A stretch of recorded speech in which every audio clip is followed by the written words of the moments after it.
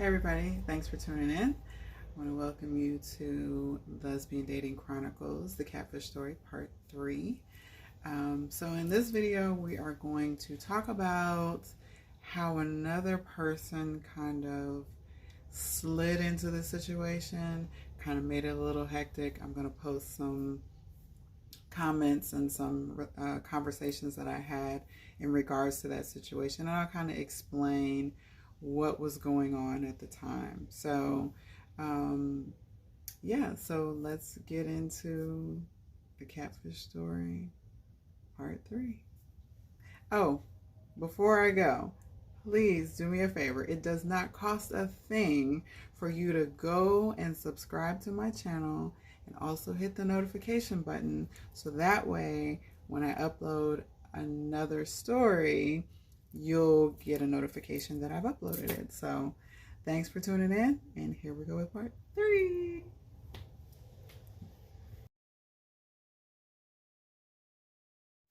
All right, so welcome to Lesbian Dating Chronicles Part 3 of the Catfish Story. So I'm going to need to go back a little bit because once I started doing a little bit more research and trying to find, pictures and videos from Sweet Heat from 2013, I came across some messages and realized that I was missing some stuff. So we're going to have to just go back a little bit. Around from like November to April of 2013, I started reading these Facebook messages. And when I tell you the pure lesbian drama of it all is just beyond words. So I was in this lesbian Facebook group at the time, at this particular time of my life. And of course, going back to the first video, I talk about the struggle that I was in at that particular point in time. So I was a little bit unhappy with how my life was going and what was going on. And I did a little bit of projecting in the group. I was very angry with God at the time. And, I just felt like a lot of the stuff that I had to endure that ultimately had an effect on me really altered my attitude and decision making at the time. So occasionally it came across, or maybe often, it came across online in, some of the responses in this particular group. So anyway, I posted about the catfish in the group, right? Because I was excited about our little, whatever non-relationship relationship that we were currently in. And so, I was talking about it in the group with, like-minded people. Once I did that, though, I didn't realize that I would become a target. So there's a girl in the group that knew my catfish before she moved back to Connecticut. So once she found out that the catfish and I were chatting, she started, kind of feeling some type of way. So, I'm going to post throughout this video some of the conversations between me and my friends and a little bit of the conversation that I screenshot back then between her and I, and the Facebook group messages. So that's what you'll be seeing throughout this particular video. So she ends up I responded on a post, and she kind of came for me, and I was just confused because I'm like, wait a minute, like, I didn't know, I had beef with anybody. Like, I know I can be a bit of a, I can be a bit harsh sometimes, in certain things that I say and whatever, but I've never like attacked anybody or, tried to come for anybody in any type of way. So I was confused when I read this comment to me, and I'm like, like, what is going on here? It just felt real personal. I'm like, okay. So I inboxed her and was like, what's good? Like, do you have a problem with me? Like, I don't understand. And so, as you can see, from the messages, she basically was like, well, I don't like the fact that you talk negatively and derogatory about God and religion and whatever. And I'm like, okay. And I'm going to say this. I've said this before.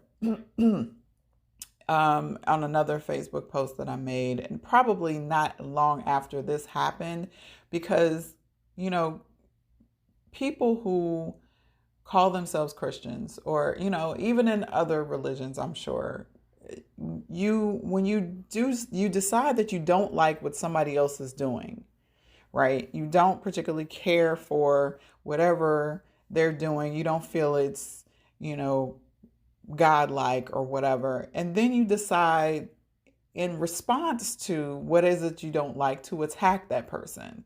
So if you're trying to convince people that, God and Jesus and all of that is great, I would suggest that you not use derogatory language. And, she was calling me a devil worshiper, and, just all types. And I'm like, I don't worship the devil. Like, I'm not an atheist. I never said any of those things. I just feel this particular way right now. You know what I'm saying? But there was a lot of just negative, derogatory attacks against me that was just, it wasn't cool at all whatsoever. And I get some people are really passionate about their beliefs. You really have, I'm not even going to go into how I feel about all of that, because I crammed to understand what your ancestors were studying and worshiping before, a lot of them were brought over here. So anyway, I'm not even going to go there. I'm going to leave that alone.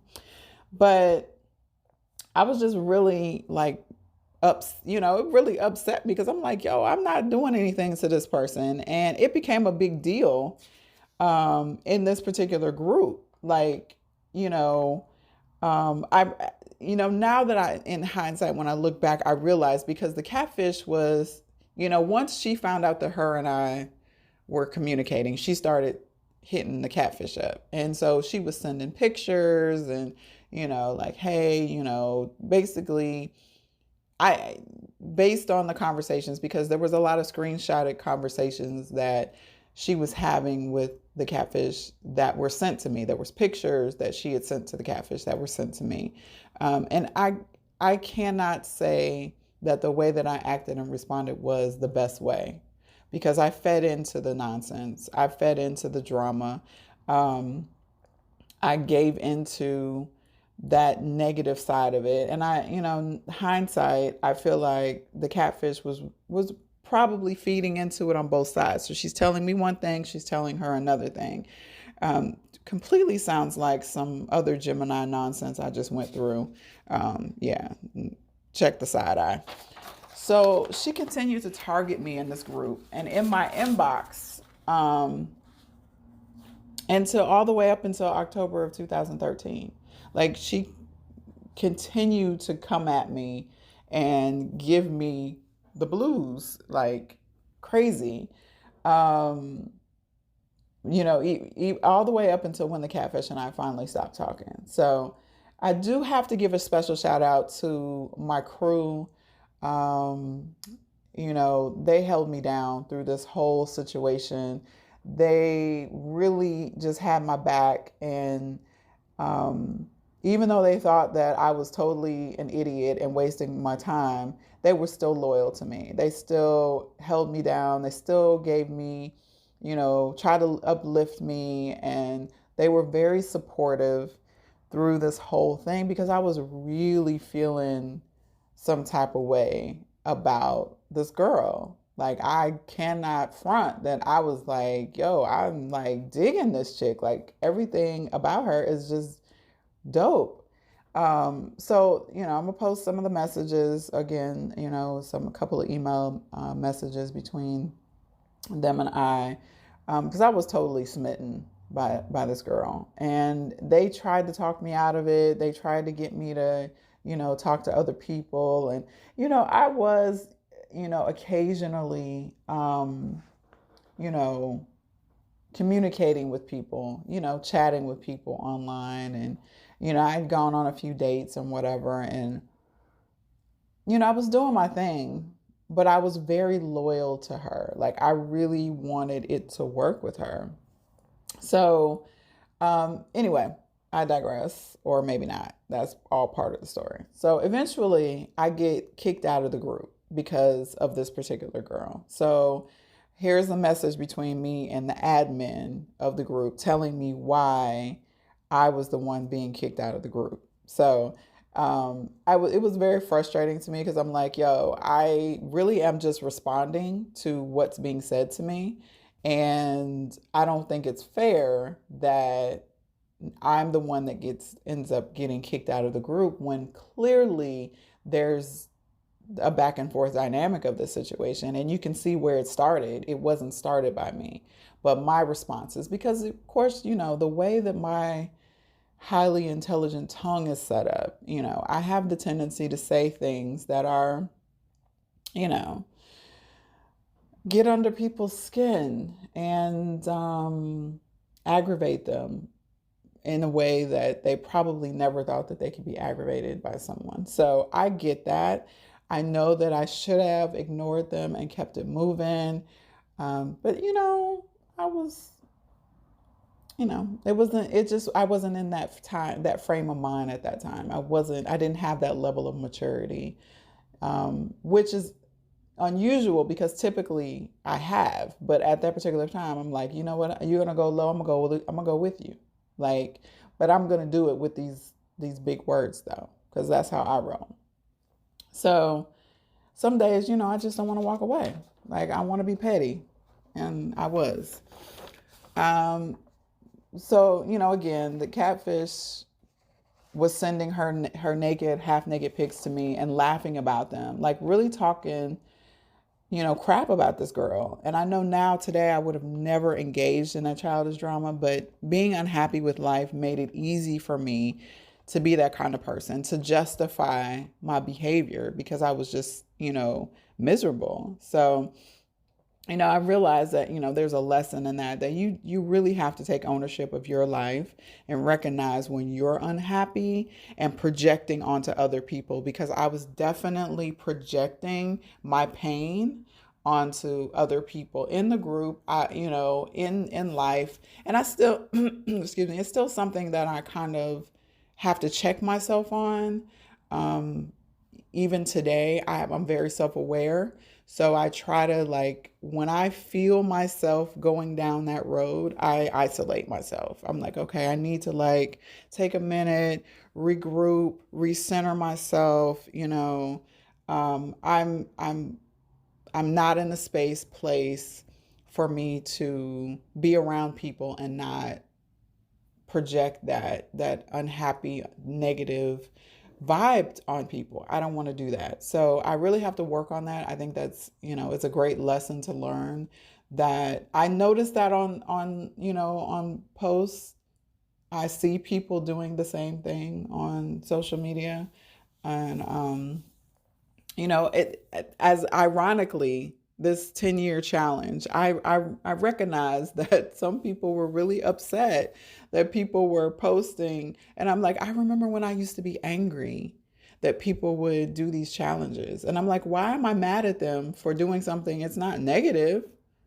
There's nothing wrong with it. Like, there's nothing negative about doing a challenge showing your growth within the last 10 years. And some people, it's really been a hell of a 10 years, and there's something to celebrate.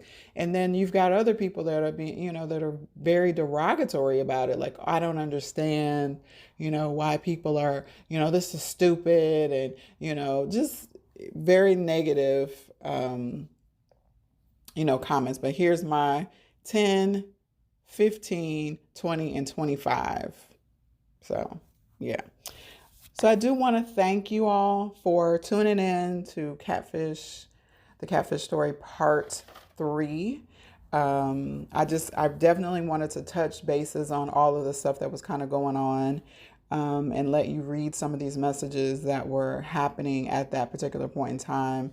It does like tie into the whole story because she was definitely playing both sides of this coin, when I think back on it now.